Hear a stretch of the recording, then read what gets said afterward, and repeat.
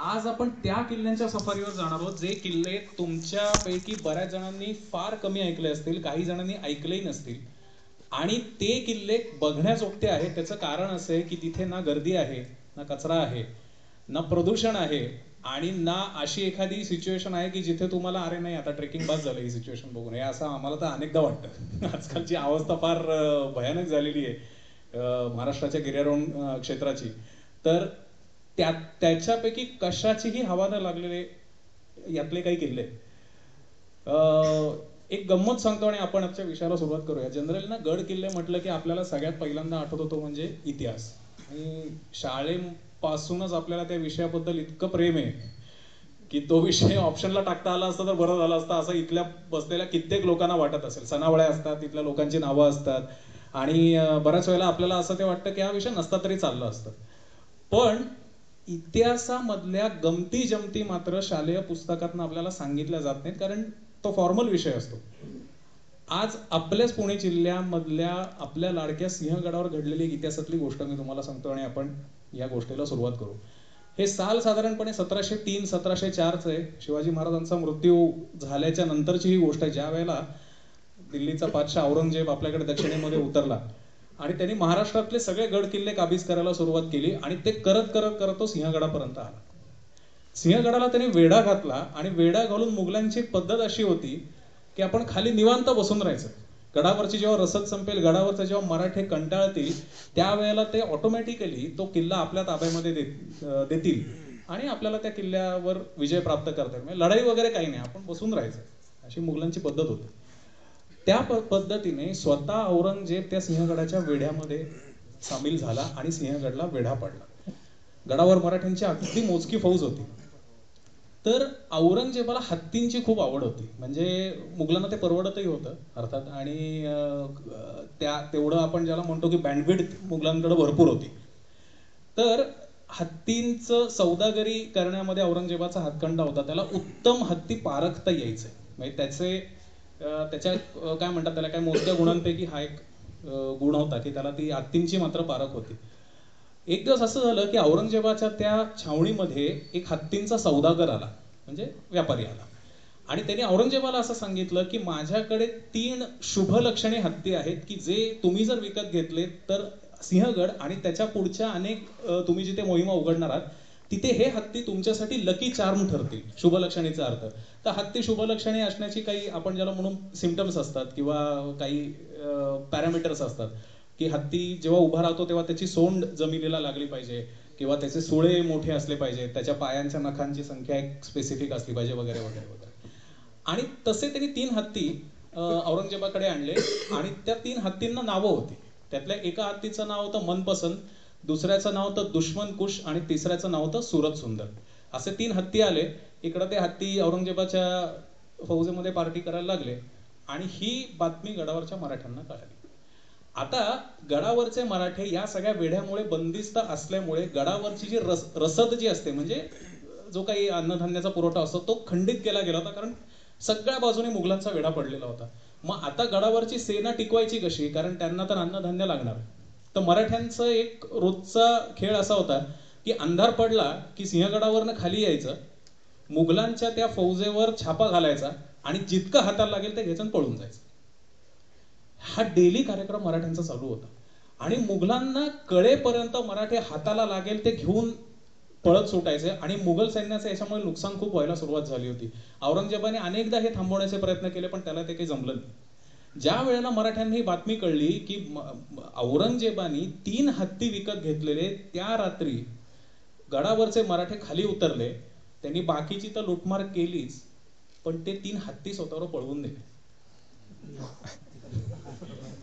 तुम्ही इमॅजिन करा, सिंहगडच्या त्या चढावरनं, जिथून आपण आपल्यातल्या बऱ्याच जणांना ती अवस्था माहितीये काय, ते आमचे तानाजी भोसले तर पायथ्यालाच राहतात सिंहगडच्या, की तास 1.5 तास चढताना 4 लिंबू सरबत, 5 ताकाचे ग्लास वगैरे रिचवल्याशिवाय आपली ती काही चढण होत नाही. तिथे मराठे त्या 3 हत्तींसकट वर गेले, बाकी त्यांच्याकडे तर रसद होतीच, आणि खाली मुघल सैन्यामध्ये हल्लोकल्लोळ उडला, कारण ते लकी चार्म ना, मी म्हणलं तसं, की तिथे औरंगजेबाचे सगळ्यात शुभलक्षणी. आता ते म्हणलं आता काय सगळे किल्ले आपण जिंकलो, ही औरंगजेबाची धारणा होती.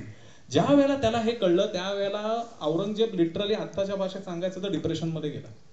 हे आणायचं कसं परत आता, कारण वरती गेलो तर मराठी आपल्या सगळ्या सैन्याला कापून काढतील हे तर निश्चित आहे. तर त्यावेळेला गडावरती एक वेगळीच घटना घडत होती. हे हत्ती नेऊन ज्याला 2-3 दिवस झालेले होते त्यावेळेला हत्तीला जिथे ठेवलं जातं त्या ठिकाणाला पीलखाना किंवा फीलखाना असं म्हणतात. पील किंवा फील हा हत्तीसाठी फारसी भाषेतला शब्द आहे, ज्याला आपण मराठीमध्ये गजशाळा असा आपल्याकडे शब्द आहे. तर त्या फीलखान्याचा जो प्रमुख आहे तो एक दिवस आला आणि त्यावेळेला बाजीराव पेशव्यांचे वडील म्हणजे बाळाजी विश्वनाथ त्यावेळेला गडावर होते आणि धनाजी जाधव जे आपण संताजी धनाजी म्हणतो त्यांचा मुलगा त्यावेळेला किल्लेदार होता गडावर. तर तो फीलखान्याचा म्हणजे हत्तीखान्याचा प्रमुख आला या दोघांकडे आणि त्यांना असं सांगितलं की तुम्ही काय केलंय. त्या मराठी म्हटलं काय केलं. तुम्ही जे ते 3 हत्ती पळून आणलेत ना, त्यांनी जवळपास 3 दिवसामध्ये 900 किलो धान्य संपवले. ऑलरेडी रसद जी होती त्याची बोंबाबोंब होती. ऑलरेडी मराठ्यांकडं जो सगळं लॉजिस्टिक्स जे होतं ते खूप लिमिटेड होतं. कुठपर्यंत तो किल्ला लढवता येईल हे माहिती नव्हतं, ज्याला आम्ही ना ट्रेकिंगच्या भाषेमध्ये रेशनिंग म्हणतो, म्हणजे सेव्हिंग, की पुढचा सोर्स लागेपर्यंत तुमच्याकडे आहेत त्या गोष्टी जपून वापराव्यात म्हणजे त्यानंतर रिफिल करता येतात. तर हे सगळं कोलमडलं त्या हत्तींच्या खाण्यामुळे. आणि मराठ्यांना आता हे कळलं की आपण हा जो काही पराक्रम केला तो आपल्या संघाशी येणार आहे, कारण आता आपण जर हे हत्ती खाली नेऊन दिले तर जी लोक नेऊन देतील त्यांना औरंगजेब कापून काढेल. मग आता करायचं काय, त्यांना पोचता तर येत नाही. म्हणजे मी गमतीने ज्यावेळेला ही गोष्ट मी कधी लहान मुलांच्या किंवा बाकी कुठल्या सेशनमध्ये सांगतो त्यावेळेला त्यांना मी असं सांगतो की कौन बनेगा करोडपतीमध्ये तुम्हाला समजा 1 करोडच्या ऐवजी एखादी मर्सिडीज बेन्झ BMW गिफ्ट म्हणून मिळाली तर ती तुमच्या टॅलेंटनी तर मिळते, मग पोचणार कशी, कारण इन काइंड मिळाले ते त्याच्यावर कॅश मिळालेलं नाही आपल्याला. आणि ही थोडीशी अवस्था त्यावेळेला मराठ्यांची झालेली होती. त्यावेळेला मराठ्यांनी एक शक्कल लढवली की मुघलांच्या फौजेमध्ये एक तरबियत खान नावाचा एक माणूस होता आणि त्या तरबियत खानाचा प्रॉब्लेम असा होता की औरंगजेबाचा अजिबात त्याच्यावर विश्वास नव्हता. कुठली लढाई त्याला पाठवलं की माती खाऊन यायचा. तर त्यांनी या तरबियत खानाला पत्र पाठवलं आणि त्याला असं सांगितलं की औरंगजेबाची मर्जी नाहीये का नाही तुझ्यावर. तो म्हणला हो. त्याची मर्जी प्राप्त करून द्यायची संधी आम्ही तुला देतो, हे मराठी त्याला सांगतायत बरं. कशी, तर तो म्हणला मराठ्यांनी असं सांगितलं की आता काय करायचं, हे 3 हत्ती आम्ही गडाच्या अर्ध्यापर्यंत उतरवत आणणार, तू तुझी अर्धी सेना घेऊन गडाच्या अर्ध्यापर्यंत चढवत यायचं आणि तिथे खोटी लढाई खेळायची. म्हणजे खाली औरंगजेबाला आवाज गेला पाहिजे की तू काय पराक्रम गाजवलास आणि हे 3 हत्ती आमच्याकडनं जिंकून आणलेस. ह्याच्यामध्ये कोणी कोणाला मारायचं नाही, फक्त ढाली तलवारींचा आवाज झाला पाहिजे आणि हे 3 हत्ती तू घेऊन पळून जायचं. तो म्हणला अरे बेस्ट डील, एकदम फ्री मध्ये मिळते. मराठी म्हणलं फ्री मध्ये कसले, जे खाल्लंय त्याची भरपाई कोण देणार. 25 लाख मोहरा जमा करायच्या आणि मग ते हत्ती खाली घेऊन जायचे. तरबेत खान म्हणलं ठीक आहे काय प्रॉब्लेम नाही. तरबेत खानाने रात्री औरंगजेबाला असं सांगितलं की मी आज ते हत्ती जिंकून आणायला चाललोय. ऑब्व्हियसली औरंगजेबाचा त्याच्यावर विश्वास बसला नाही, पण ज्या वेळेला तो म्हणला याला एक चान्स देऊन तर बघूया, म्हणून तरबेत खानाने जी काही मोजकी फौज होती ती काय खोटीच लढाई खेळायची होती, तर ती घेतली आणि ती फौज घेऊन तो गडाचा चढ चढायला लागला. वरनं मराठे आले आणि ते 3 हत्ती आले आणि तिथे खोटी लढाई झाली. आपलं हर हर महादेव इकडे, अल्लाहू अकबरच्या घोषणा तिकडे, खणखणाट चालू आहे नुसता. खालना औरंगजेब अरे काय पराक्रम गाजवत आहे. एकही माणूस मुघलांचा मेला नाही, मराठ्यांचा एकही माणूस मेला नाही. हे 3 हत्ती तरबेत खानाने ताब्यात घेतले आणि मराठ्यांनी पहिलं काय केलं असेल तर त्या मोहरा मोजून घेतल्या. बरोबर दिलंय का कॉम्पेन्सेशन आपल्याला. आणि ते सगळं झाल्याच्या नंतर मराठे गडावर निघून गेले. तरबेत खान ते हत्ती घेऊन ज्यावेळेला खाली आला त्यावेळेला औरंगजेबाला याचं आश्चर्य वाटलं, अरे हा 3 हत्ती जिंकायला गेला तर मुघलांचा एकही माणूस कसा मारला गेला नाही. तो म्हणला बघा हेच माझं कर्तृत्व, तुम्ही माझ्यावर विश्वासच ठेवत नाही. त्यावेळेला औरंगजेबाने ते 3 हत्ती परत आपल्या सैन्यामध्ये सामील करून घेतले. तरबेत खानाची मनसब म्हणजे आपण आत्ताच्या भाषेमध्ये प्रमोशन, डेझिग्नेशन त्याचं वाढवलं, त्याला काही त्यांच्या याच्यामध्ये गिफ्ट असतील ते दिले आणि आपल्याकडचे शुभलक्षणी म्हणजे लकी चार्म असलेले हत्ती परत आले म्हणून मुघलांना अंदाज झाला आणि आपल्या मागच्या डोक्याची कटकट गेली म्हणून मराठ्यांना अंदाज झाला. ही गोष्ट कुठे घडली आहे तर आपल्या सिंहगडावर घडलेली आहे. आपल्याला सिंहगड आपण जनरली तानाजी सिनेमातनं जेवढा, सुभेदार सिनेमातनं जेवढा दिसतो किंवा तानाजी मालुसरेंचा जो पराक्रम आहे तिथपर्यंतच कदाचित आपल्याला माहिती असतो, पण ह्या अनसेड गोष्टी ज्या आपल्याला माहिती नसतात आणि या सांगण्यासाठीच असे प्रोग्राम खरं तर माझ्यासाठी गेले पाहिजेत त्याच्या की आज अशाच काही किल्ल्यांची ओळख आणि अशाच काही अननोन गोष्टींची ओळख आपण याच्यातनं करून देणार आहोत. सो सुरू करूया पुणे जिल्ह्यातले किल्ले. हा तुम्हाला जो समोर दिसतो तो जीवधन किल्ला, याच्याबद्दल माहिती येईलच पुढे. नेक्स्ट. आता थोडं समजून घेऊया किल्ला म्हणजे काय. मी अगदी ही जी पीपीटी बनवली आहे ना ती असं थोडंसं डोक्यात ठेवून बनवलेली आहे की ऑडियन्स मधले बरेचसे जण नौखे ट्रेकर असतील किंवा अगदी 1-2 किल्ले बघितलेले असतील. कन्सेप्च्युअली थोडंसं माहीत करून देणं ही माझी वक्ता म्हणून जबाबदारी आहे. तर अगदी सोप्या भाषेत तुम्हाला सांगायचं झालं तर आपल्या राज्याच्या संरक्षणासाठी केलेली व्यवस्था म्हणजे किल्ला, इतकीच त्याची सोपी डेफिनेशन. मग ते संरक्षण परकीय शत्रूंपासून असू दे, ते संरक्षण आजूबाजूच्या गावातल्या एखाद्या गुप्त शत्रूपासून असू दे, किंवा रायगडासारखी जागा की जिथे खुद्द त्या राज्याचा जो राजा आहे त्याचं निवासस्थान असू दे, पण प्रायमरीली इट इज अ संरक्षक म्हणून, it is a protective monument. त्याच्यामुळे किल्ले जे बांधले गेले तर तुम्ही महाराष्ट्रामध्ये बघाल की जिथे जिथे डोंगर अवेलेबल आहेत तर त्या डोंगरांवर किल्ले बांधले गेले. त्याचं कारण असं आहे की जेवढा किल्ला उंचावर किंवा जेवढा तुम्ही डोंगराचा जास्तीत जास्त इफेक्टिव्ह वापर कराल तेवढं किल्ल्याला जास्तीत जास्त संरक्षण मिळतं आणि म्हणूनच महाराष्ट्रामधल्या गिरिदुर्गांची संख्या जास्त आहे. नेक्स्ट. हे अगदी सुरुवातीला मी 1-2 स्लाइड आहेत ते आपण बघूया आणि मग आपण किल्ल्यांकडे वळू. आता किल्ल्यांचे प्रकार कुठले. पुढचं. गिरिदुर्ग नावातच आहे. गिरी म्हणजे पर्वत डोंगर आणि दुर्ग म्हणजे किल्ला. हा तुम्हाला जो समोर दिसतोय तो संभाजीनगर जिल्ह्यातला अंतूर नावाचा किल्ला आहे. या फोटोवरनं तुम्हाला लक्षात येईल खालचं जंगल बघा. गवताळा अभयारण्याच्या कक्षेमध्ये हा किल्ला अत्यंत सुंदर आहे. म्हणजे इतकी सुंदर जंगल सफारी या भागामध्ये होते आणि एक खूप छान फील तुम्हाला या ट्रेकच्या भटकंतीच्या दरम्यान मिळतो. आता गाडी जाते. हा पुढे जो सगळ्यात तुम्हाला बुरुज दिसतोय अगदी तिथपर्यंत रस्ता केलेला आहे. पण तुम्ही जर त्याची रचना बघितलीत ना तर ते चढणं अवघड आहे बघा. ते जे जंगल आहे ना ते तसं टेक्निकली चढणं अवघड आहे आणि म्हणूनच त्या किल्ल्याचा त्याची बांधणी जी झाली ती डोंगरावर केली गेली. पुढे.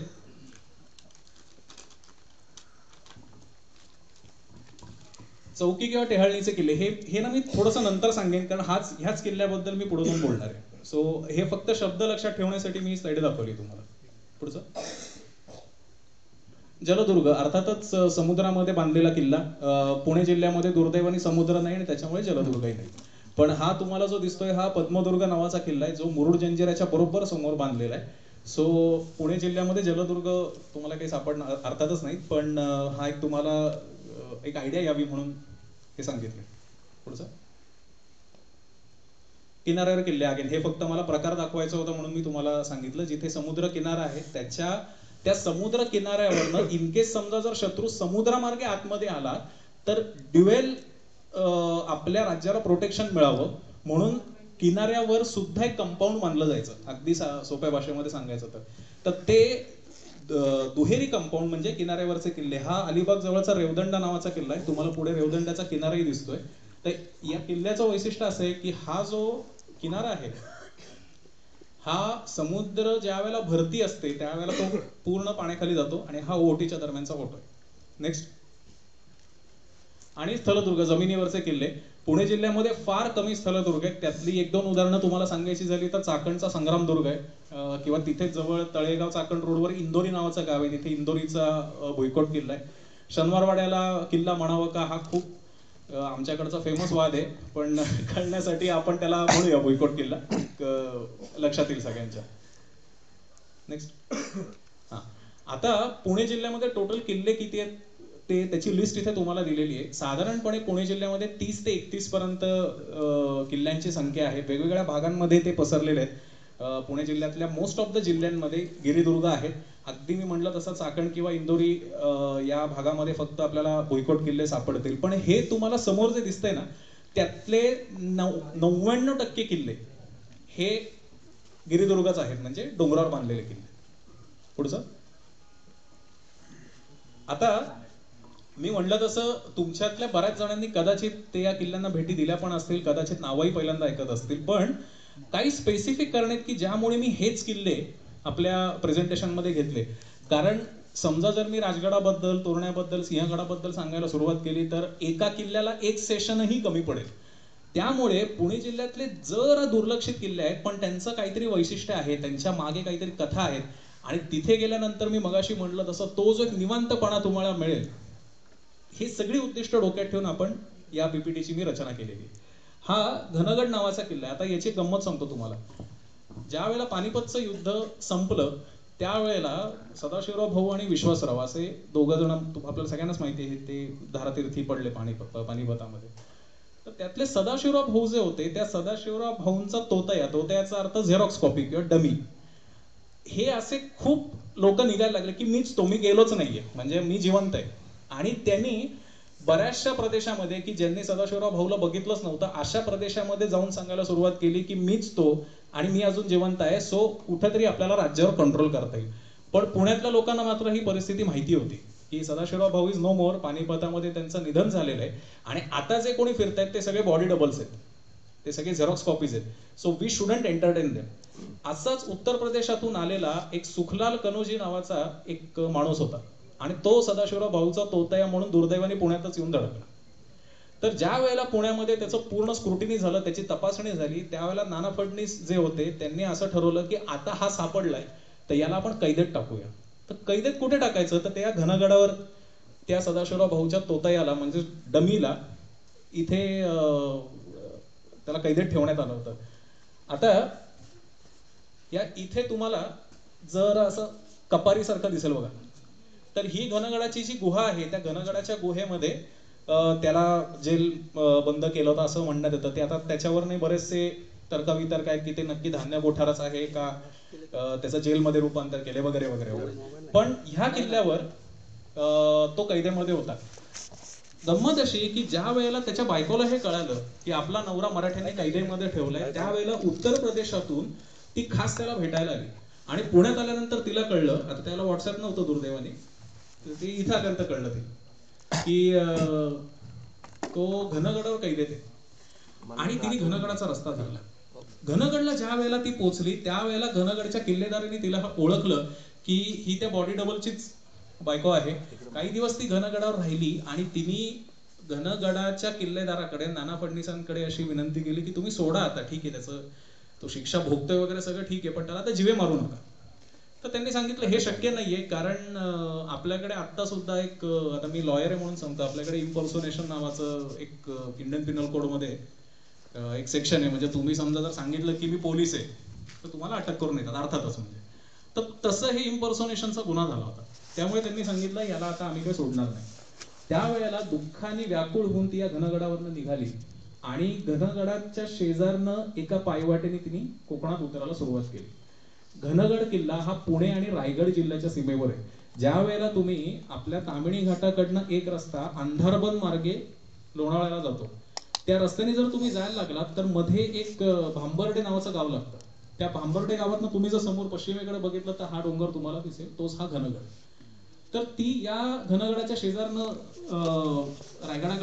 रायगड जिल्ह्याकडे तिने उतरायला सुरुवात केली. तिला आता घरी जायचं होतं आणि जाता जाता ती अशी मागे वळून बघत होती की आता आपल्याला काय आपल्या नवऱ्याचं दर्शन घडणार नाही, आता झालं शेवटचं जे काय होतं ते.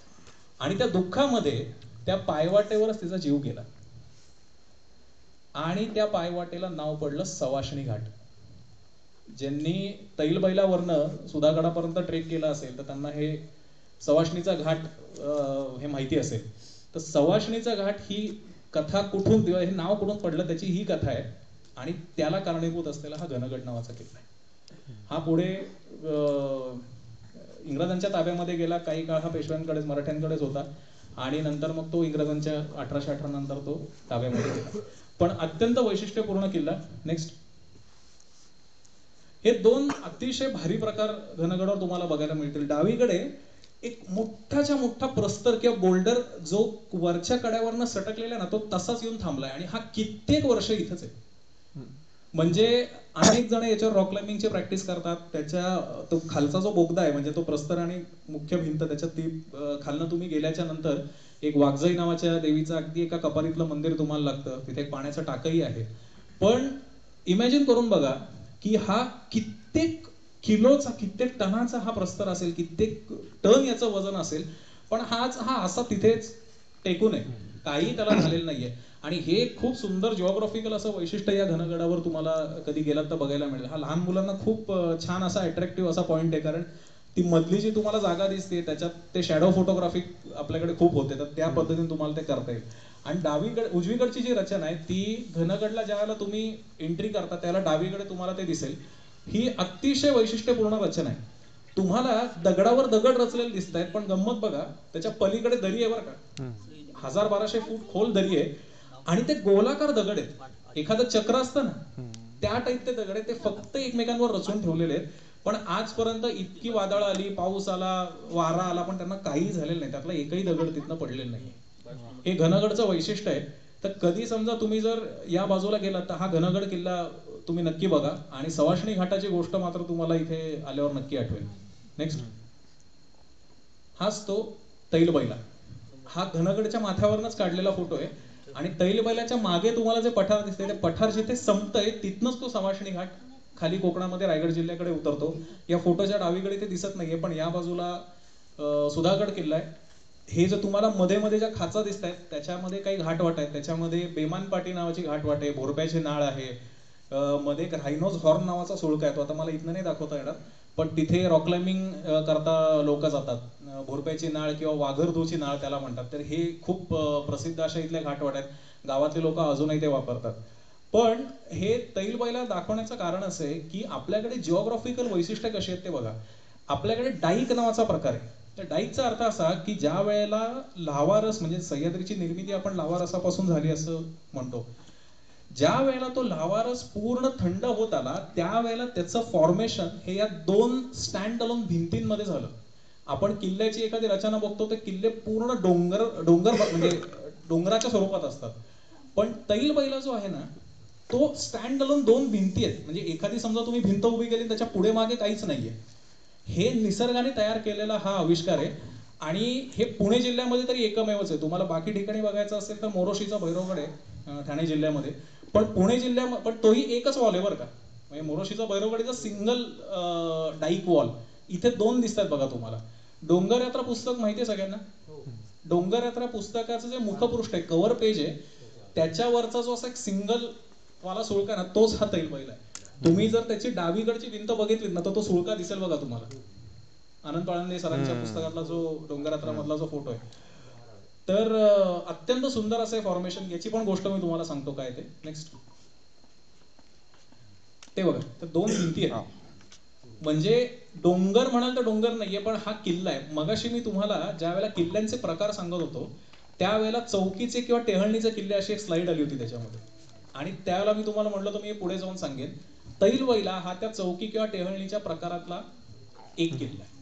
त्याचं कारण असं आहे की त्याच्या इथल्या ही जी सवाष्णी घाट असेल किंवा वाघजाई नावाचा घाट त्याच्या शेजारी आहे, त्या वाघजाई घाटाच्या रूटवर ठाणाळे नावाच्या अत्यंत सुंदर लेणी आहेत. अत्यंत सुंदर आहेत.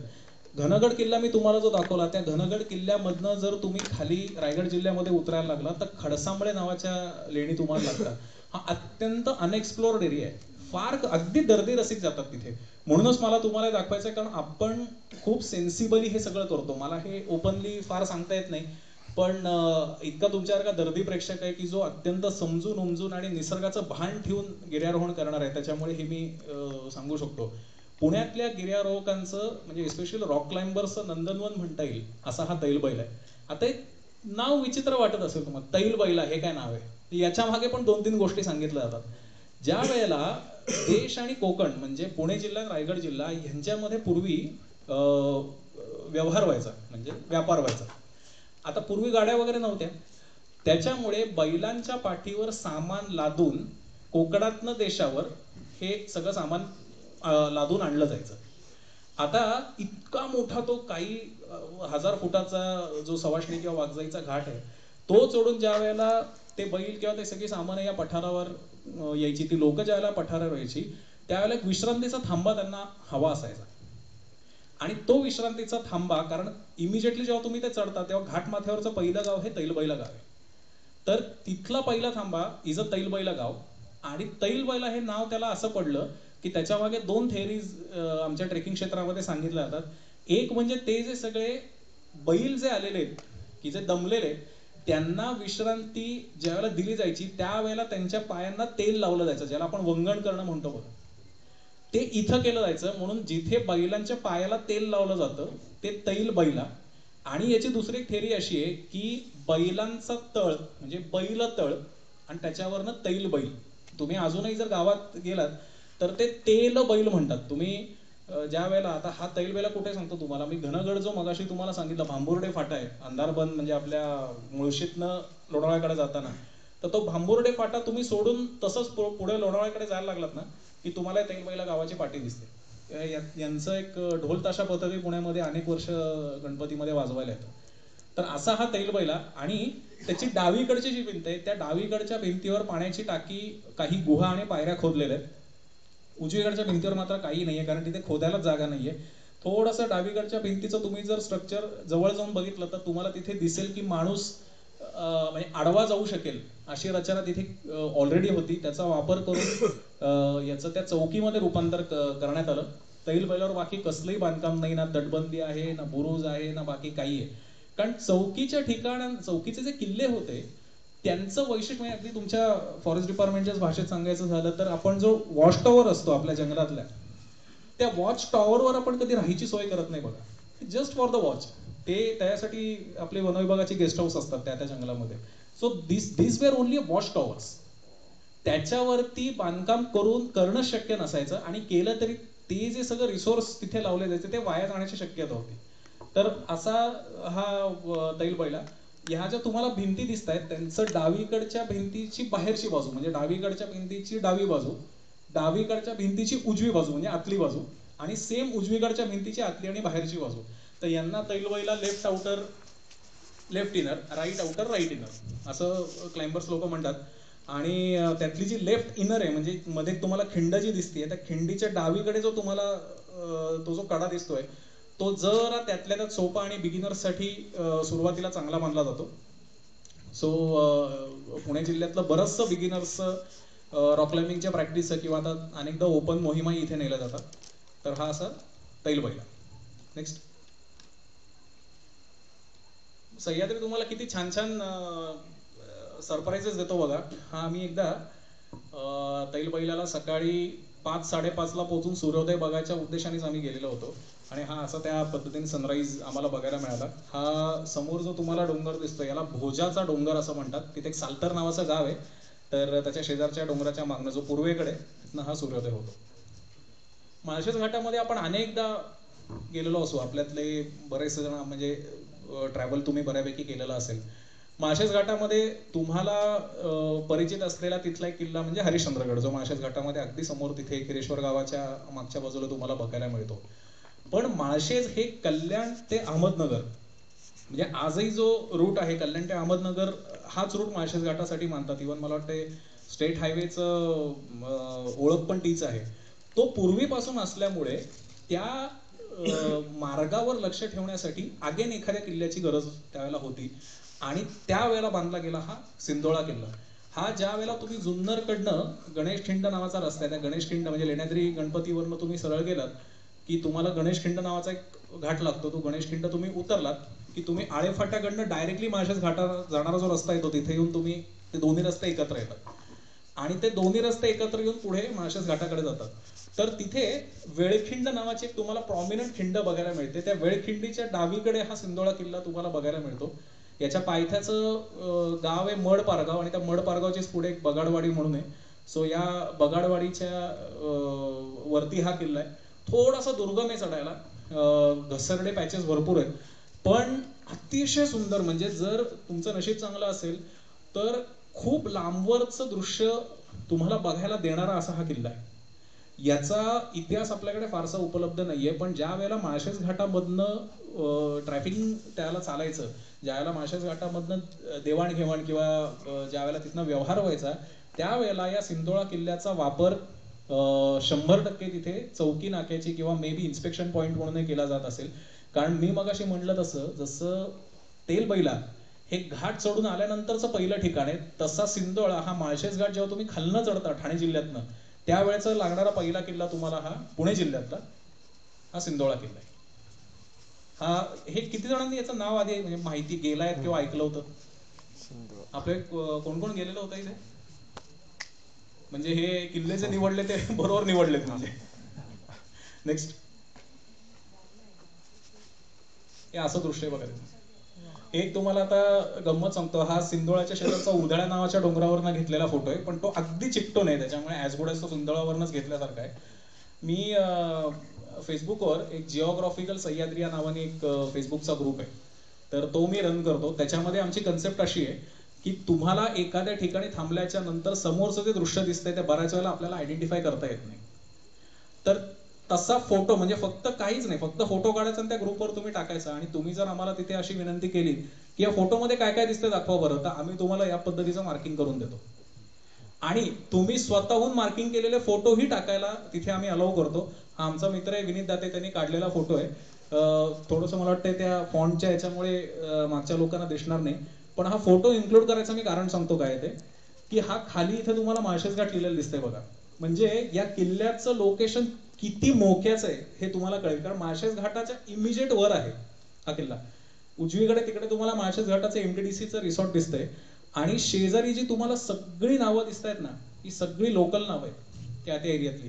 म्हणजे त्याच्यामध्ये गंमत सांगतो, तिकडे गंगपडी म्हणून लिहिलेलं दिसतंय बघा तुम्हाला, तर ते हरिश्चंद्रगड आहे. हा तुम्हाला जो समोर दिसतोय तो, हा जो पूर्ण भानवसराई, खराट्याची राई, तारामती गड, बालेकिल्ला, हत्ती महाल वगैरे वगैरे हे जे सगळं तुम्हाला दिसतंय, रोहिदास शिखर, हे सगळा हरिश्चंद्रगडाचा भाग आहे. तर ते पायथ्याला जे हे खडकाचं पाणी, परधुना, भातखळा, रामधार वगैरे वगैरे, हे खिरेश्वर नावाचं गाव आहे. कोणी आता नाळ 2 बघितलाय का? आता सिनेमा आला होता बघा नागराज मंजुळेंचा, जो नाळचा पुढचा भाग होता, त्याचं सगळं शूटिंग या गावात झालेलं आहे, खिरेश्वर गावामध्ये. तर तिथे एक गंगपडी नावाची जागा आहे. तर मला हे खूप आवड आहे की तिथे गेल्याच्या नंतर त्या भागातली जी लोकल नावं असतात, त्या लोकल नावांच्या मागचा इतिहास किंवा त्यांची काय गंमत असते, कारण त्याच्यामागे खूप छान छान कथा दडलेल्या असतात. आता हे उधळ्या म्हणून जे नाव आहे ते असं म्हणतात की त्या उधळ्या डोंगराला असं 2 टोकं आहेत एखाद्या बैलाच्या याच्यासारखी, आणि तो उधळलेला दिसतो म्हणून उधळ्या. त्याच्या डावीकडे गुण्या नावाचा डोंगर आहे, तर तो गुण्या डोंगर का, तर आपण भूमितीमध्ये एक गुण्या नावाचं आपल्याकडे एक हे असायचं बघा, एक इक्विपमेंट असायचं की ज्याच्यामुळे तो त्रिकोण काढता यायचा, त्याच्यासारखा दिसतो म्हणून तो गुण्या. तर ते गंगपडी म्हणून तिथे नाव आहे. तर मी खिरेश्वरमध्ये ज्यावेळेला चौकशी केली की गंगापडी काय प्रकरण आहे, त्यावेळेला खिरेश्वरच्या लोकांनी असं सांगितलं की गावातली गंगा नावाची एक बाई तिथनं पडली म्हणून त्याचं नाव गंगापडी. इतकी साधी साधी तिथे नावं असतात. आडराई तुम्हाला इथे दिसते की जो अतिशय प्रसिद्ध सध्या ट्रेक झालाय, त्याच्या वरती जी आहे ती खराट्याची राई आहे. वरती तुम्हाला हरिश्चंद्रगडची भानवस राई म्हणून दिसते. आता त्याची गंमत सांगतो. गावामध्ये भानवसचा अर्थ चूल, म्हणजे हा शब्द किती जणांना माहिती आहे मला माहित नाही, पण ज्याला मी चौकशी केली त्याला मला मिळालेली माहिती मी तुम्हाला सांगतो की ती भानवसचा अर्थ चूल. तर ज्या वेळेला तुम्ही त्या भानवस राई, राई म्हणजे जंगल, तिथे तुम्ही जाता त्यावेळेला त्या चुलीच्या भोवती आपण एक कट्टा केलेला असतो बघा, असा 3 बाजूंनी बंद असतो.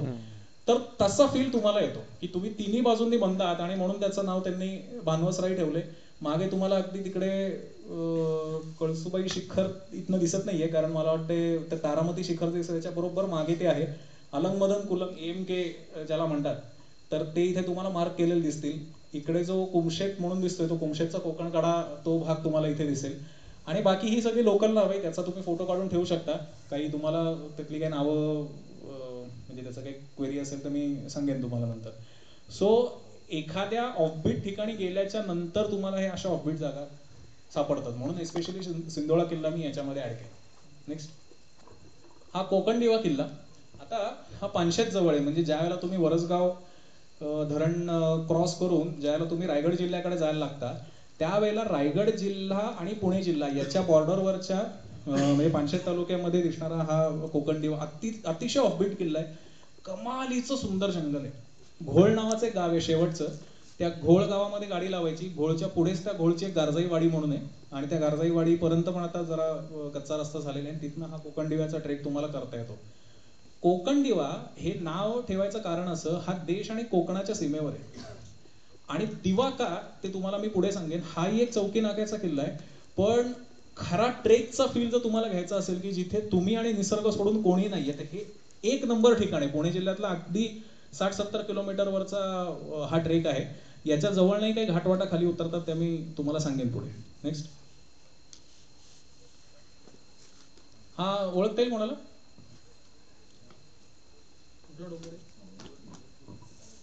म्हणजे ओपनली बोललात तरी चालेल, कारण हा कट्टा आहे शेवटी त्याच्यामुळे. Any guess?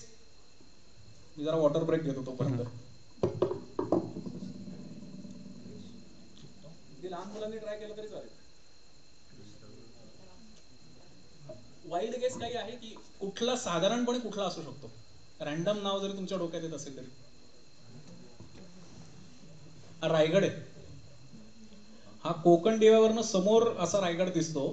आणि पूर्वी असं म्हटलं जायचं की रायगडाच्या प्रभावळीमध्ये, म्हणजे रायगडाच्या सर्कम्फरन्समध्ये काही किल्ले संरक्षक म्हणून बांधले गेले. कारण ज्या वेळेला आपण अगदी बघतो की एखादा व्हीआयपी येतो, त्या व्हीआयपीच्या पुढे 2 गाड्या असतात, मागे 2 गाड्या असतात, साईडला अजून 2 गार्ड असतात, मधनं तो व्हीआयपी येतो.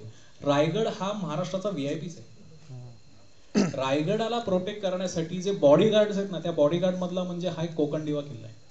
आता कोकण दिवा मधला दिवा का, तर पूर्वी, आता ही कथा आहे अर्थात, पण असं सांगितलं जायचं की त्या कोकण दिव्याच्या शेजारनं जर काही शत्रू सैन्य खाली उतरत असेल रायगडाच्या दिशेने, रायगडावर कब्जा करण्याकरता, तर त्या कोकण दिव्यावर ती सिंहगडला जशी होळी पेटवली होती तशी पेटवली जायची. आणि दॅट वॉज अ इंडिकेशन की सैन्य येते तर तुम्ही जरा अलर्ट राहा. तर तो दीप पेटवला जायचा, म्हणजे दिवा लावला जायचा, म्हणून तो कोकण दिवा. कारण हे खाली तुम्हाला दिसतंय सगळं कोकणच आहे, हा सगळा रायगड जिल्हा आहे.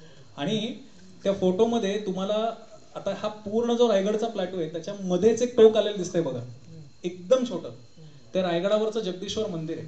इतकं क्लिअर तुम्हाला तिथे दिसतं. आणि थोडंसं उजवीकडे आलात ना तर एक मध्ये इथे तुम्हाला हा एक चौकोन आहे बघा, तो काय असेल माहितीये? रायगडावर गेले सगळे?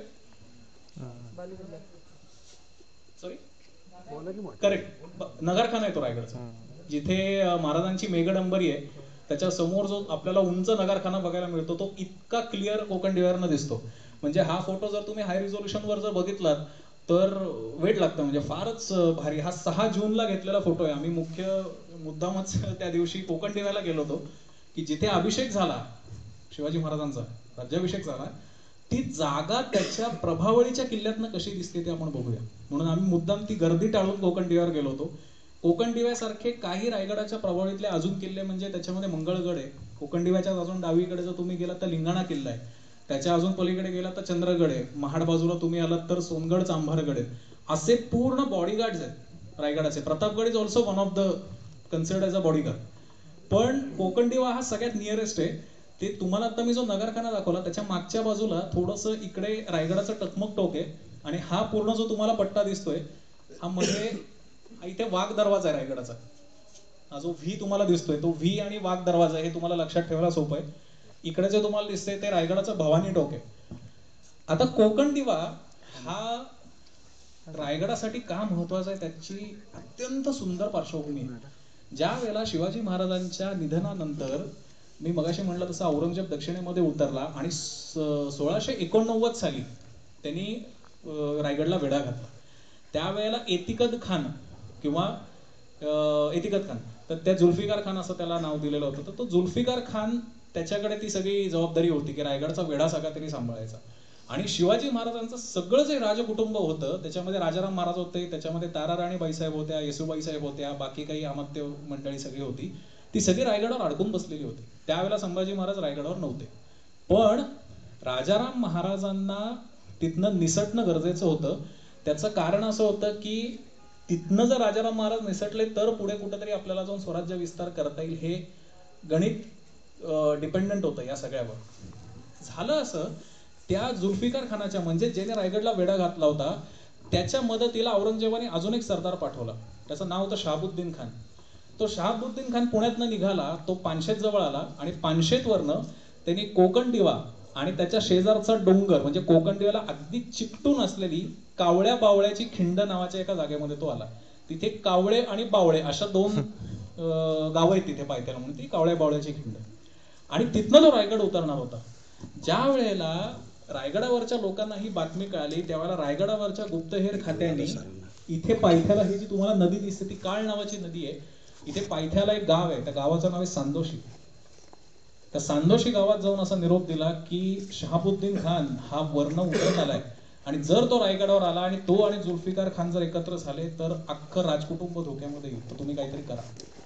त्या खालच्या गावामध्ये 2 वीर होते, त्यातल्या एकाचं नाव आहे गोदाजी जगताप आणि दुसऱ्यांचं नाव आहे सरकले नाईक, सरकले आडनावे. आजही त्या गावात त्या आडनावाचे लोक आहेत. या दोघांनी ती कावळ्या बावळ्याची खिंड खालनं चढायला सुरुवात केली. वरनं जुल्फिकार खानाचं सैन्य येत होतं आणि बघता बघता मराठ्यांनी ती जुल्फिकार याची शहाबुद्दीन खानाची फौज त्या कावळ्या बावळ्याच्या खिंडीमध्ये कापून काढली. त्याच्यामध्ये त्या दोघांचंही म्हणजे सरकले नाईकांचं आणि गोदाजी जगतापांचं निधन झालं असं म्हणतात. आता ह्याच्यात पण थोडेसे इफ्स अँड बट्स आहेत, पण त्यांच्या शौर्याचं प्रतीक म्हणून ही कावळ्या बावळ्याची खिंड ओळखली जाऊ लागली. त्यावेळेला जर हा शहाबुद्दीन खान कावळ्या बावळ्याची खिंड ओलांडून जर या मधल्या सगळ्या गावातनं रायगडापर्यंत गेला असता आणि जर तो जुल्फिकार खानाला जाऊन मिळाला असता तर अख्खं स्वराज्य धोक्यात आलं असतं. हे सांदोशी गाव तुम्ही ज्याला रायगडला निजामपूर मार्गे जाता, महाड मार्गे नाही म्हणते मी, निजामपूर मार्गे ज्याला तुम्ही शॉर्टकटनी जाता त्याला रायगडाचं पाचाड गाव अगदी जवळ येतं. त्याला तुम्हाला खाली एक सांदोशी अशी गावाची पाटी दिसते. नक्की ते गाव जाऊन बघा, इतकं सुंदर गाव आहे. म्हणजे कोणाला जर असं थोडंसं ऑफबीट ठिकाणी जाऊन राहायची किंवा एखादं गाव अनुभवण्याची जर कोणाला आवड असेल, कॅम्पिंग करायचं असेल तर ते अतिशय सुंदर आहे. आता या फोटोत अजून एक तुम्हाला गंमत सांगतो. इथे खाली हा जो तुम्हाला आडवा आलेला डोंगर असेल त्याच्या मागच्या बाजूला एक गाव आहे. त्या गावाचं नाव आहे छत्री निजामपूर. आता मी मगाशी म्हटलं ते निजामपूर, हे आहे ते छत्री निजामपूर.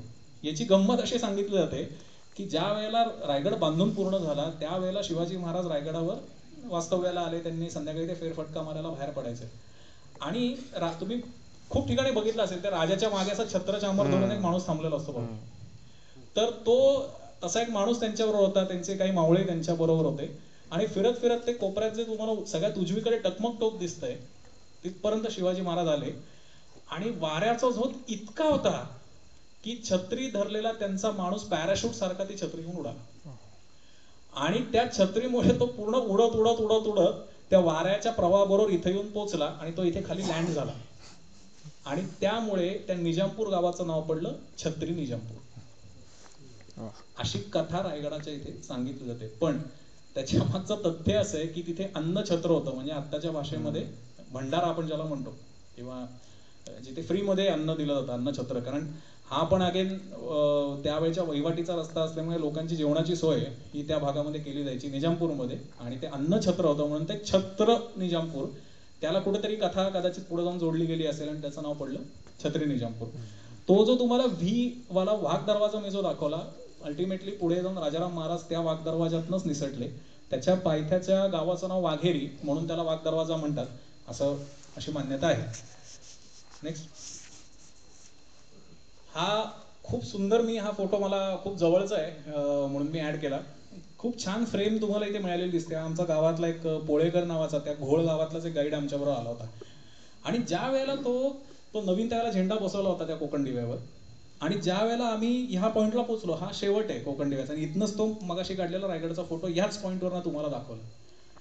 तर तो त्या सगळ्या इतिहासाबद्दल भरभरून बोलायला लागला की इथे आमची लोक, इथे म्हणजे सरकले नाईकांबद्दल आणि गोदाजी जगतापांबद्दल तो बोलत होता. इथे आमच्या लोकांनी रक्त सांडलं आणि इथे आमची लोक इथे लढली म्हणून शिवाजी महाराजांचं राजकुटुंब जे होतं ते सुखरूप राहू शकलं. शेवटी आपण जे म्हणतो की सैन्य जे लढत असतं त्या बॉर्डरवर आज त्यांच्यामुळे आपण सगळेजण सुरक्षित आहोत. त्या सैन्याला प्रेरणा देणाऱ्या ज्या व्यक्ती असतात त्यांचं संरक्षण त्याच ताकदीने ते सैन्य करतं. आणि तो असं बोलत असताना तो इतका भावनाविवश झाला, तो इतका इमोशनल झाला की हातातली काठी घेऊन तो खाली बसला आणि त्यांनी त्या झेंड्याकडे बघायला सुरुवात केली आणि त्याचं ते सगळं गावातल्या त्याचं रांगड्या भाषेतलं त्याचं ते बोलणं आणि आम्ही सुद्धा खूप त्याच्यामध्ये इन्व्हॉल्व झाली. बाजूच्या सगळ्या घाटवाटा सगळ्या सांगायला सुरुवात केली. हा आमचा लिंगाणा, हा आमचा रायगड, हा आमचा मंगळगड. इतकं आपण ज्याला बिलॉंगिंगनेस म्हणतो ना, तो त्यांनी तिथे दाखवायला सुरुवात केली.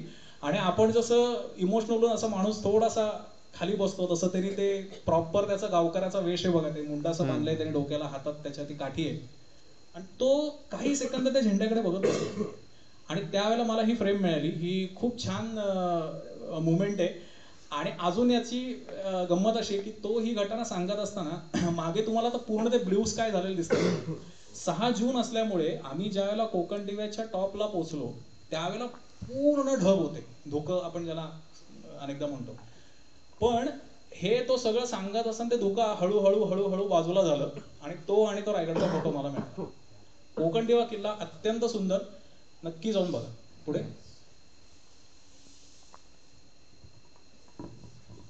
याचं नाव ऐकलंय कोणी या किल्ल्याचं?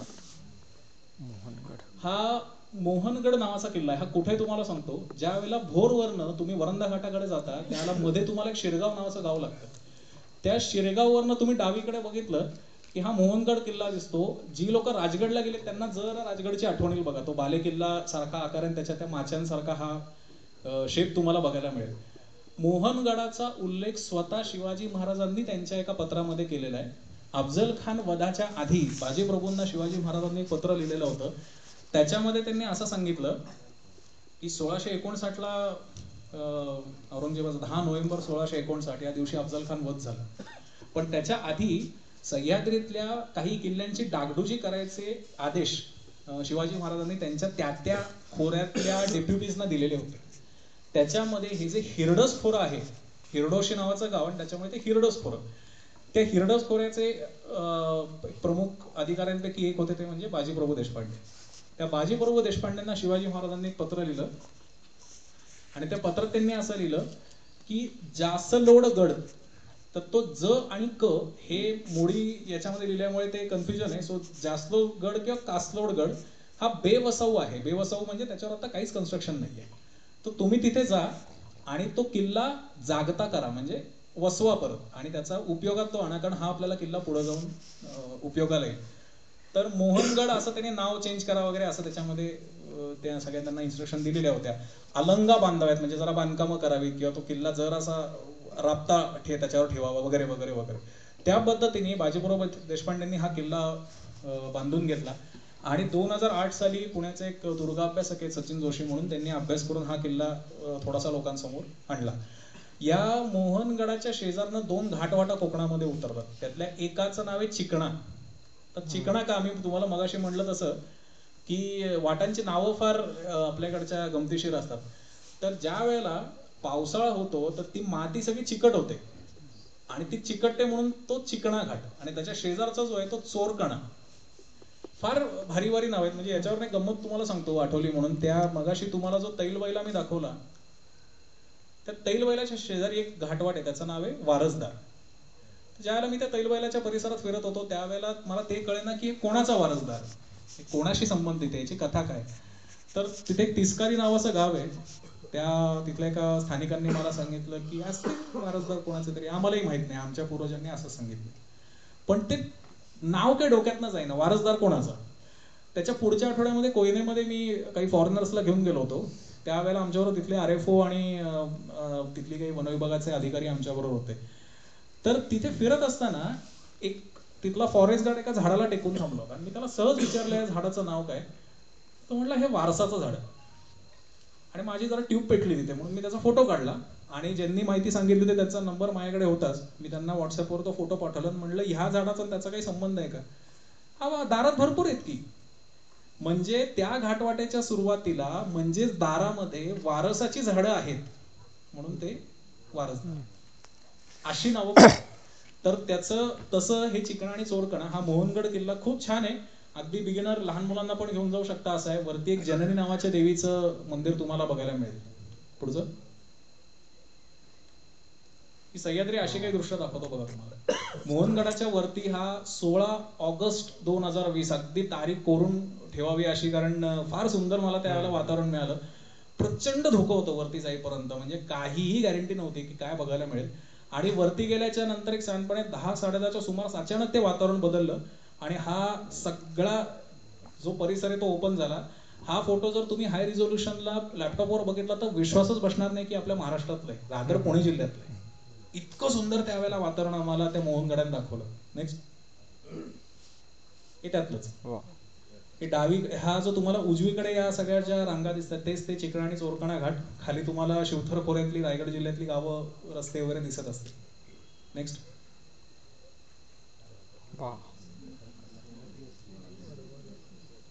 तुमच्या प्रतिक्रिया बघूनच मला लक्षात आलं हा नेकलेस पॉइंट आता त्याच ट्रेकच्या दरम्यान काढलेला फोटो.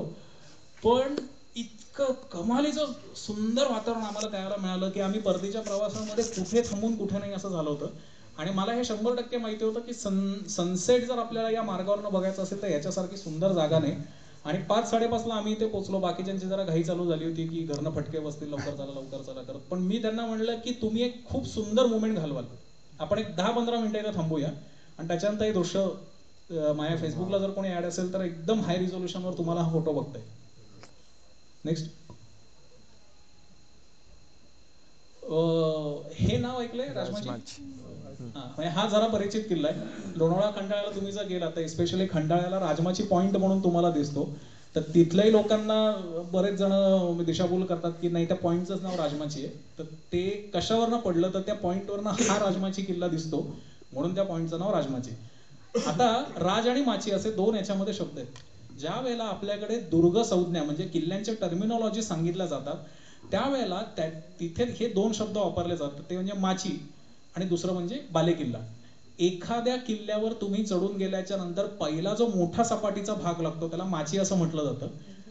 किंवा एखाद्या किल्ल्याचा एक्सटेंड झालेला भाग आहे पुढे त्याला ज्यावेळेला संरक्षित केलं जातं त्यावेळेला त्याला माची म्हटलं जातं.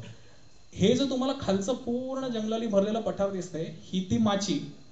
आणि बालेकिल्ला हा शब्द तुम्ही अनेकदा ऐकला असेल, या पक्षाचा बालेकिल्ला पडला वगैरे वगैरे, हा खूप कॉमन पत्रकार वापरतात हा शब्द.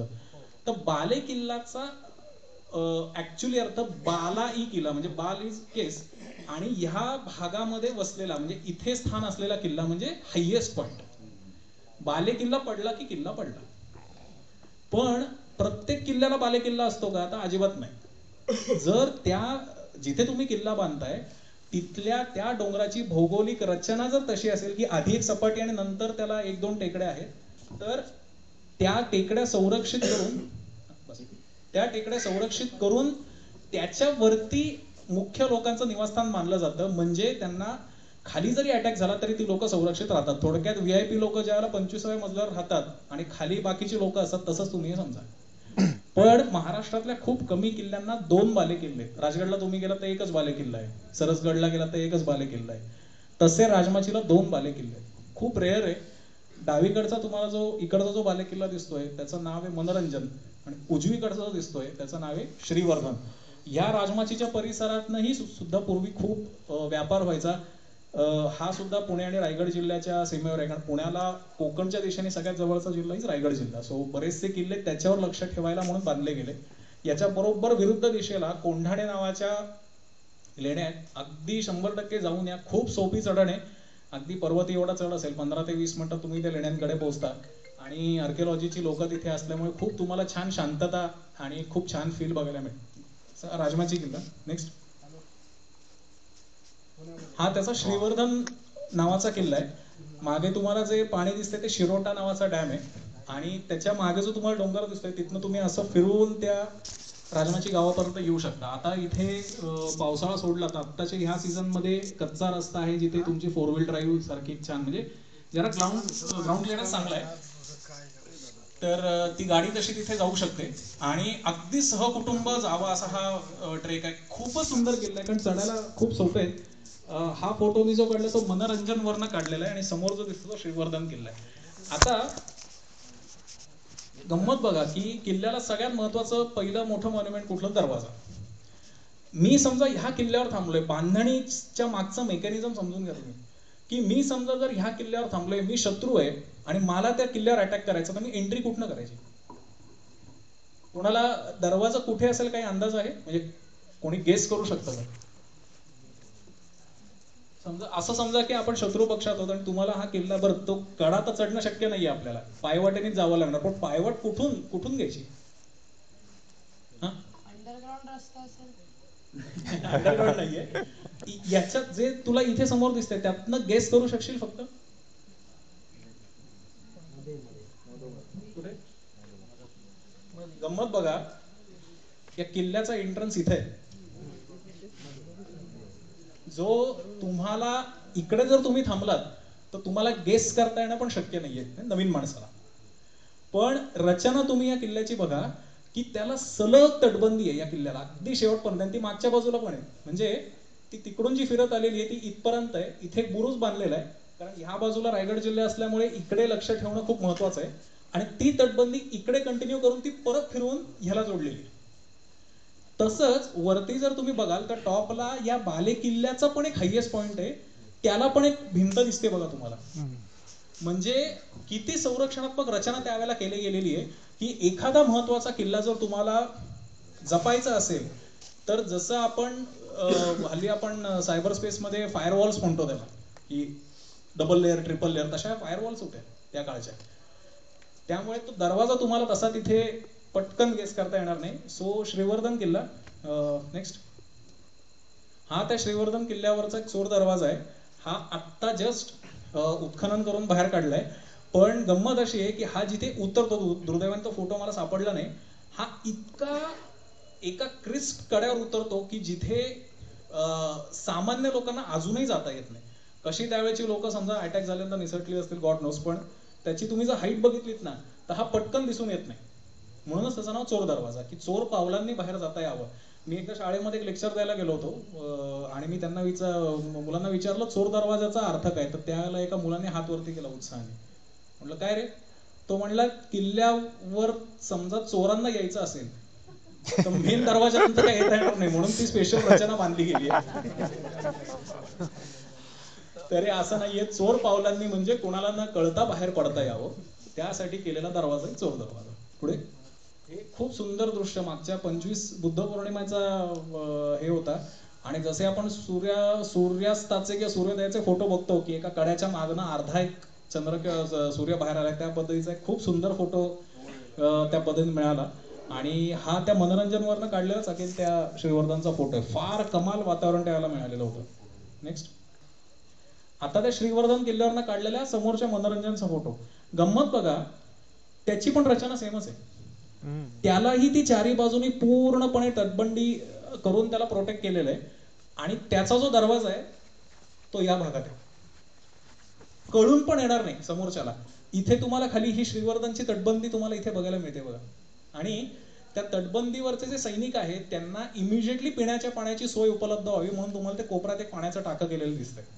तर मनोरंजन किल्ला हा श्रीवर्धनचा जोड बाले किल्ला आपल्याकडे शिवाजी महाराजांच्या नंतर, म्हणजे त्यांच्या टेन्युअरच्या नंतर रामचंद्र पंत अमात्य म्हणून एक अधिकारी होते, त्यांनी एक आज्ञापत्र नावाचं एक डॉक्युमेंट लिहिलं. सो आत्ताच्या भाषेत it's an SOP, standard operating procedure, किल्ला कसा बांधावा, राज्य कसं बांधावं करावं वगैरे वगैरे.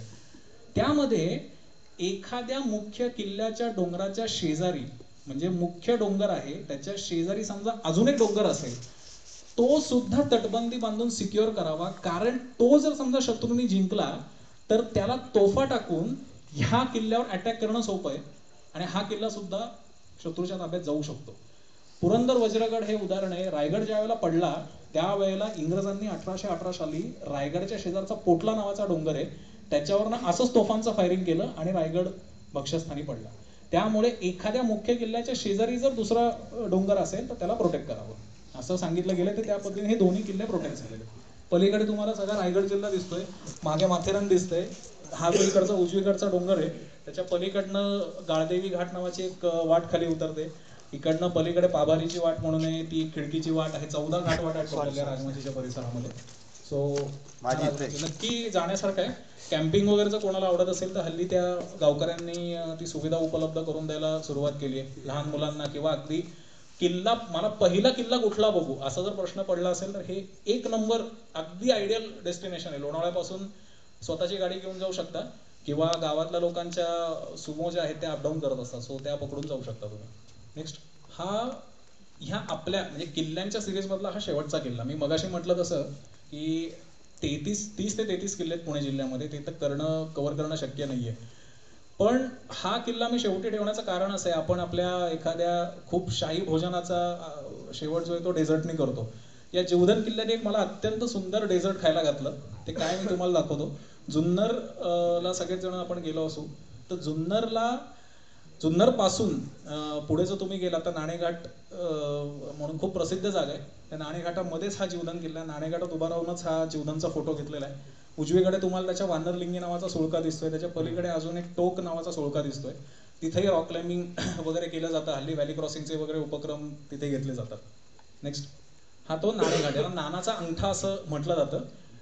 ज्या वेळेला मी म्हटलं तसं सातवाहन काळामध्ये आपल्याकडे पैठण आणि कल्याण ही दोन खूप म्हणजे व्यापारी मार्ग खूप त्यावेळेला प्रसिद्ध होता. तर नाणेघाट स्पेशली फोडून तो व्यापारी मार्ग जुन्नर बिन्नर या असं करत वळवण्यात आला होता. तो नंतर नगर या भागामध्ये कल्याण ते नगर हा जो मार्ग आहे तो माळशेज घाट, नाणेघाट अशा 2-3 जागांमधनं केला जायचा. त्यावेळेला नाणेघाटामध्ये या मार्गाचं टोल कलेक्शन केलं जायचं. ते जे टोलचं कलेक्शन आहे ते करण्याची ही जागा आहे. हा नानाचा अंगठा हा तिथला एक हायेस्ट पॉईंट आहे.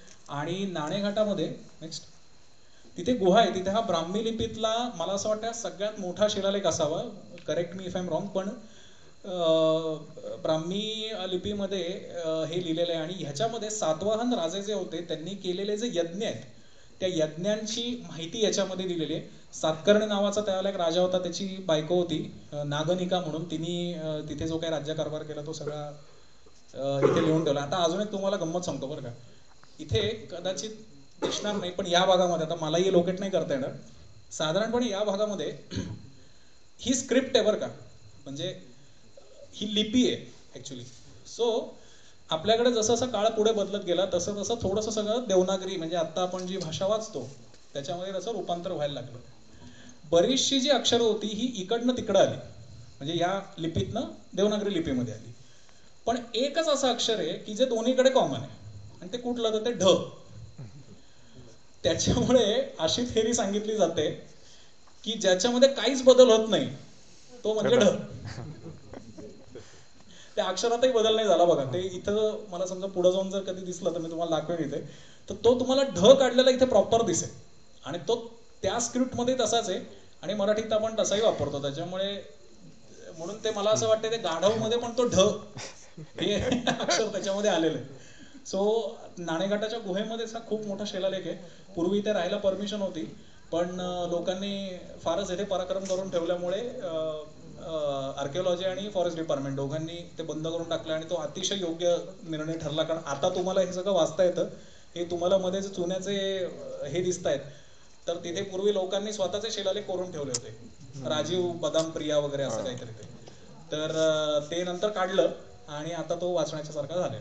पुढे हे ते डेझर्ट जे मला या जीवधन किल्ल्यात दिलंय. काय तुम्हाला गंमत सांगतो, इथे तुम्हाला एक गोल हे दिसतंय इंद्रधनुष्य. आपण इंद्रधनुष्य जनरली कसं बघतो, क्षितिजावर झालेलं, म्हणजे धनुष्याच्या आकाराचं असतं म्हणून अर्थात आपण त्याला धनुष्य म्हणतो. हा थोडासा फोटो मला अजून त्याचा कलर एनहान्सिंग करायचं होतं, मला काही कारणाने वेळ नाही झाला, पण ते सुदैवाने याचं रिझोल्युशन छान असल्यामुळे ते दिसू शकते. पण वज्र हे जे शस्त्र आहे ते गोल असतं. इंद्राचं वज्र जर तुम्ही कधी कुठल्या सिरियलमध्ये वगैरे बघता ते गोल आहे. त्यामुळे ते इंद्र वज्र हे इंद्रधनुष्य नाही, कारण धनुष्यासारखा त्याला आकार नाहीये. आणि तुम्ही मध्ये बघाल तर ती माझी सावली तिथे दिसते तुम्हाला. हे बघा इथे. आता त्याचा एक व्हिडिओ माझ्याकडे होता, तो त्या पीपीटी मध्ये प्ले झाला नाही. त्याच्यामध्ये मी जे ऍक्शन्स करतोय ते तिथे रेप्लिकेट होतात. तुम्हाला समजा कोणाला गंमत म्हणून पुढे येऊन जर बघायचं असेल तर माझा मोबाईल असा धरल्याची पोझिशन आहे, इतकं ते क्लिअर आहे. आता हे कसं झालं याची एक छान गोष्ट आहे. साधारणपणे 1864 साली ज्याला आपल्याकडे इंग्रजांचं राज्य होतं, तर हरिश्चंद्र गडावर त्यावेळेला इंग्रजांचं काही वसतिगृह होते, म्हणजे हिल स्टेशन म्हणून त्याला हरिश्चंद्र गडाचा वापर व्हायचा. तर कर्नल साईक्स नावाचा एक अधिकारी हरिश्चंद्र गडावर त्याला गेला आणि कोकण कडा नावाचा एक हरिश्चंद्रगडला खूप मोठा कडा आहे, तर त्या कोकण कड्यावर तो थांबला होता. आणि प्री मॉन्सून क्लाउड्स असतात आपल्याकडे, म्हणजे सुरुवातीला जे पावसाच्या ढग येतात ते प्री मॉन्सून क्लाउड त्या 3000 फुटाच्या कड्याखालनं चालले होते. जे मगाशी मी तुम्हाला त्या मोहनगडवरनं जसे क्लाउड्स दाखवत होतो, पण थोडेसे पातळ झालेले क्लाउड्स, म्हणजे पुंचका नाही म्हणत आहे, हे असे जे तुम्हाला दिसतात त्या पद्धतीचेच. तर ते खालनं चालले होते आणि मागनं सूर्यप्रकाश होता त्याच्या. तर त्या सूर्यप्रकाशाचं काहीतरी ती सायंटिफिक प्रक्रिया झाली आणि त्याचं रिफ्लेक्शन ज्या वेळेला त्या खालच्या ढगांवर पडलं त्यावेळेला त्याच्या स्वतःच्या भोवती, त्या कर्नल साईक्सच्या भोवती हे तयार झालं. त्याने त्याच्या डायरीत हे लिहून ठेवलं की दिस इज अ जिओग्राफिकल वंडर. हे इतकं सुंदर आहे की मी आधी कधीच बघितलं नाहीये, अशी त्यांनी तिथे नोंद केली. आणि हरिश्चंद्रगड हा त्या इंद्रवज्र या संकल्पनेचा जन्मदाता म्हणून ट्रेकर्समध्ये प्रसिद्ध आहे. हे फक्त हरिश्चंद्रगडलाच दिसतं असं काही नाही. आता हे नाणेघाटात मी तुम्हाला आता दाखवले, राजगड तोरण्याला जिथे कडा आहे त्याची कंडिशन एकच आहे की तुमच्या खाली ते ढग पाहिजेत आणि तुमच्या मागे सूर्य पाहिजे, तर ते एका स्पेसिफिक कंडिशनला तयार होतात. मला ते फार सायंटिफिकली सांगता येणार नाही, पण इतकं सांगेन तुम्ही नशीबवाल असाल तर तुम्हाला दिसेल.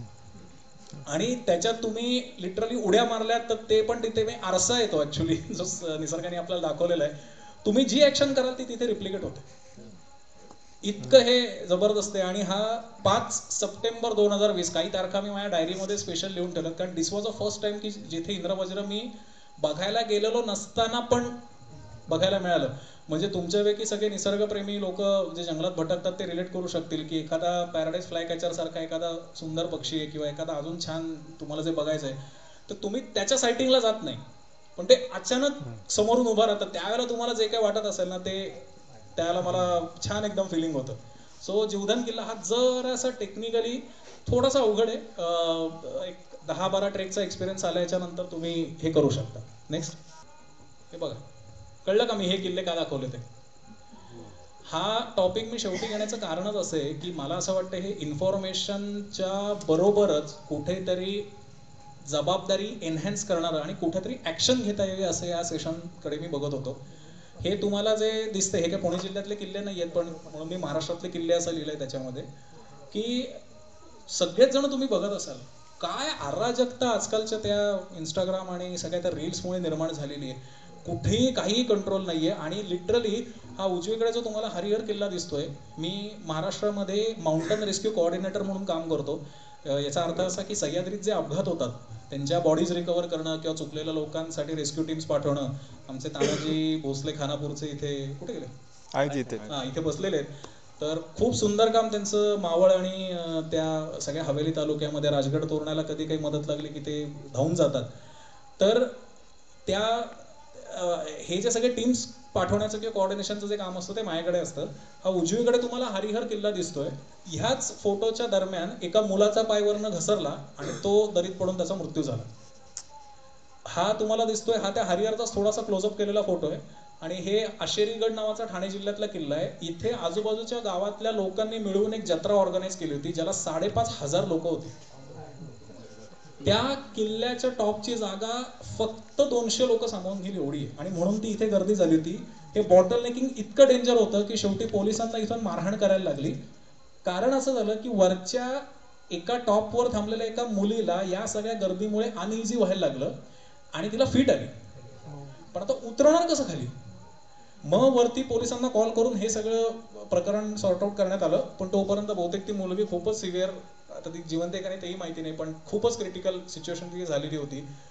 आपण पर्यटन म्हणजे साहसी पर्यटन ट्रेकिंग वगैरे करतो, पण आपण कुठल्या दिशेला चाललोय हे दाखवण्यासाठी मी या स्पेशली स्लाइड अरेंज केला. कारण काय आहे, मी आज महा ॲडव्हेंचर काउन्सिल म्हणून जी सगळ्या ट्रेकिंग ग्रुपची ॲपेक्स बॉडी आहे त्याचा मी डायरेक्टर आहे. आज मी ट्रेकिंग ग्रुप्स बरोबर महाराष्ट्राच्या पर्यटन विभागाबरोबर आम्ही खूप क्लोजली काम करतोय.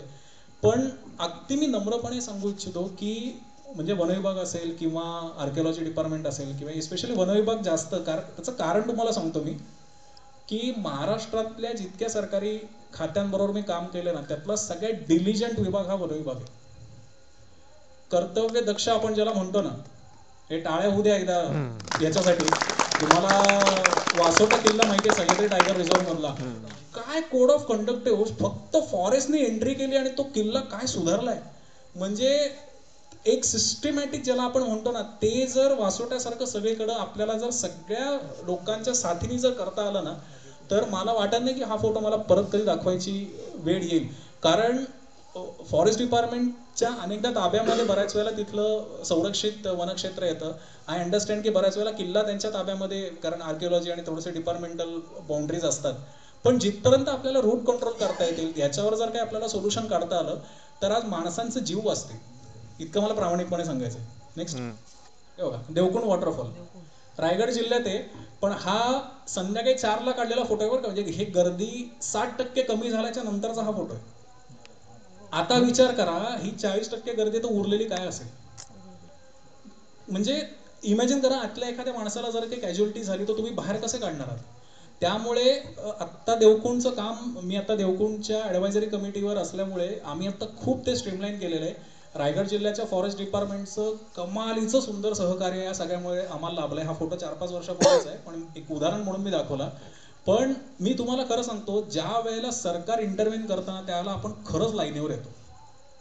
मी खरंच तुम्हाला सांगतोय, एखाद्या चौकात सिग्नल नसेल ना, म्हणजे चालू नसेल तर, किंवा ट्रॅफिक पोलीस नसेल असं आपण म्हणू, थांबतो का आपण? खरं सांगा, नाही थांबत कोणीच. म्हणजे खूप कमी जण असे असतील जगामधले की नाही बाबा आता ट्रॅफिक पोलीस नाहीये ना तिथे, चौक पण मोकळा आहे आणि रेड सिग्नल पण आहे, पण आता आपण थांबूया.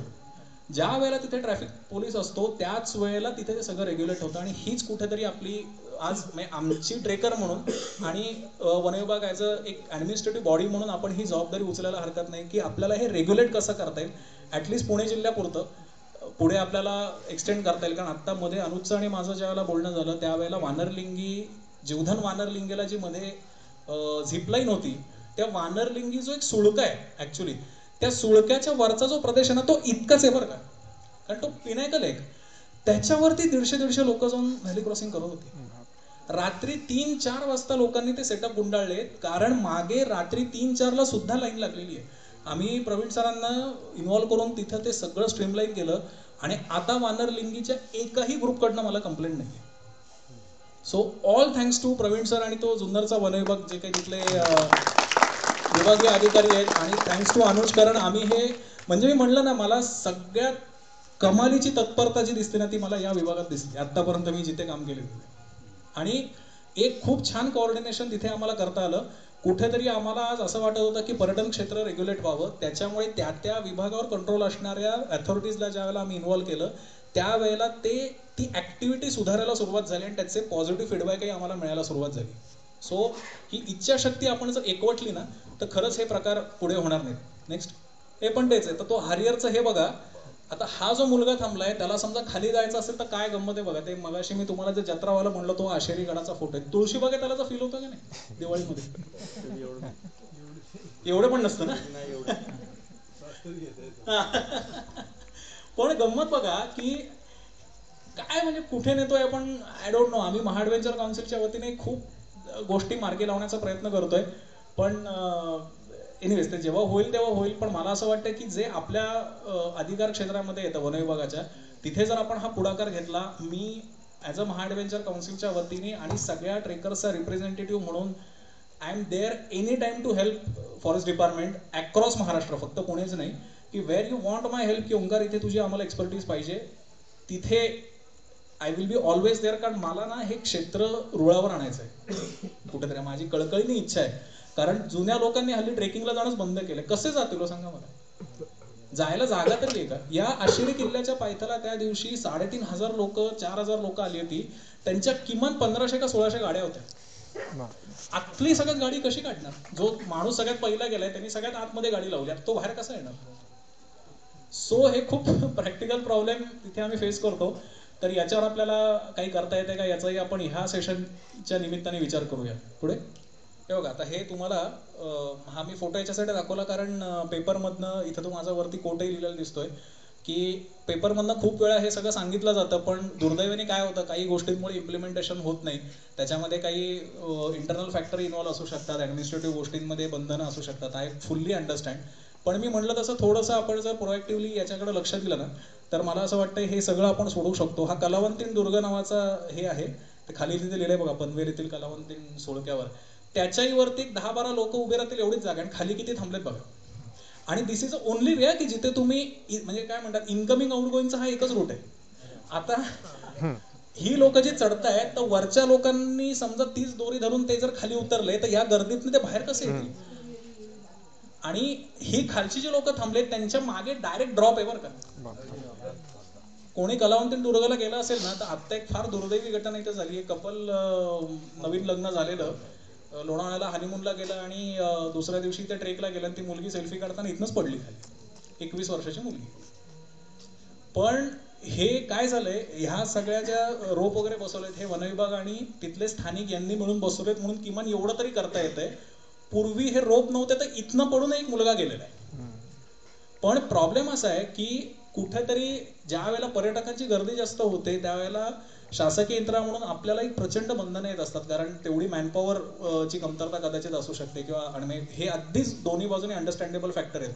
पण मला कदाचित असं सांगावं असं वाटतं की महाराष्ट्रातल्या काही मोजक्या ट्रेकर्सचं समजा वन विभागाने जर ट्रेनिंग घेतलं आणि जसे पोलीस मित्र असतात तसं जर तुम्ही त्यांना काही स्पेशल अधिकार जर तुम्ही त्यांना देऊ शकलात की तुम्ही त्यांच्याकडनं काही लिगॅलिटीज कव्हर करून घेऊ शकता, तर ती लोक तुमचे रिप्रेझेंटेटिव्ह म्हणून अशा जागी काम करू शकतील आणि त्यांच्याकडे जर व्हॅलिड आय कार्ड असतील तर समोरच्या येणाऱ्या लोकांना ऐकावंच लागेल.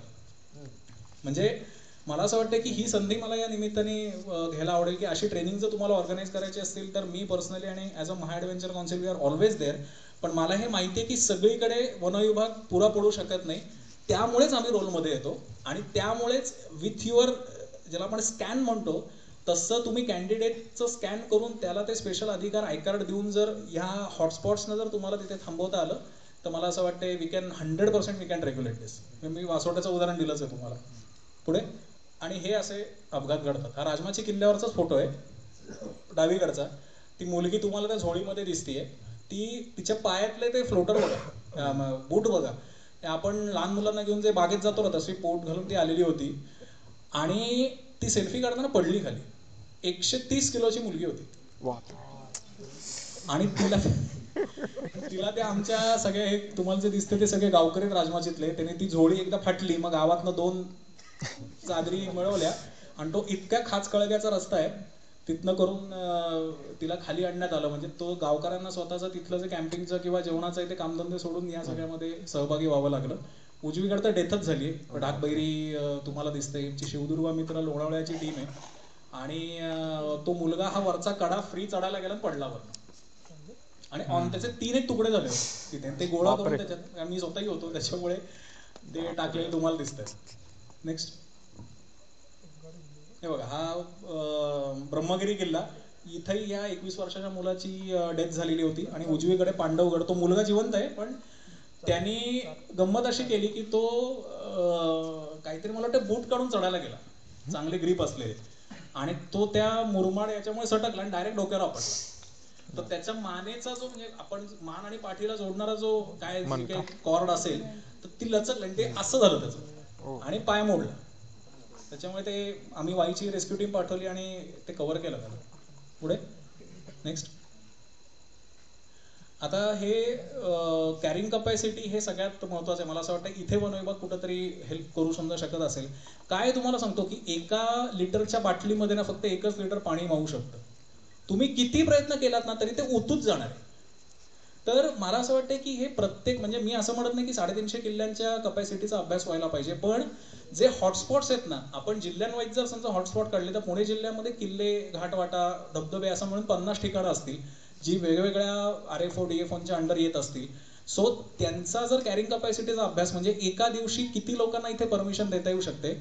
मला वाटतं तामिळीचं एक वेबसाईट आहे की ज्याच्यावर तुम्ही प्री बुकिंग करूनच तुम्हाला जाता येतं आणि तिथं ते तिकीट चेक होतं. अंधारबनला अत्यंत सुंदर सोय वन विभागाने तिथे करून दिलेली आहे की जिथे तुमच्याकडनं एंट्री फी घेतली जाते, तिथे तुमच्या बॅगा चेक होतात आणि त्याच्यामुळे अंधारबन जर वन विभागाच्या इंटरफिअरन्सच्या नंतर लाईनीवर आलंय, कारण मी जुनही बघितलंय आणि बिफोर इंटरफिअरन्सही बघितलंय. फार वाईट परिस्थिती होती, पण थँक्स टू तामिळीचं जे कोणी बघतंय ते फार फरक पडलेला आहे. म्हणजे हे मी अभिमानाने मलाही कॉम्प्लिमेंट द्यायला आवडेल.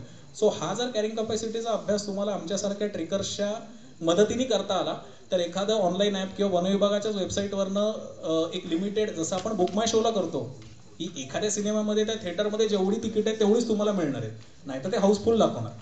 हेच जर आपल्याला करता आलं तर पुणे जिल्हा ॲज अ मॉडेल म्हणून बाकीचे जिल्हे अडॉप्ट करू शकतील आणि हळूहळू आपल्याला पुढच्या 10 वर्षामध्ये तरी हे प्रॉब्लेम सॉल्व्ह करता येईल. Next. So thanks a lot. मला वाटतं आणि वेळेत संपलेलं आहे. सो पुणे वन विभाग, सगळे अधिकारी, अनुज खरे, खास खानापूरवरनं आलेले आमचे मित्र तानाजी दादा भोसले आणि सगळ्यांचे मी आभार मानतो की हे तुम्ही शांतपणे ऐकून घेतलं, एन्जॉय केलं, छान तुम्ही प्रतिसाद दिलात. आणि हा माझा ब्लॉग आहे, जमलं तर नक्की मी चांगला लिहितो, जरा व्हिजिट करू शकता तुम्ही. So thank you so much. आणि कधी तुम्ही कुठल्याही वनविभागाच्या कामासाठी हाक मारा. मी ट्रेकर्सच्या वतीने कमिटमेंट देतो की we will be always there to streamline the field. Thanks a lot.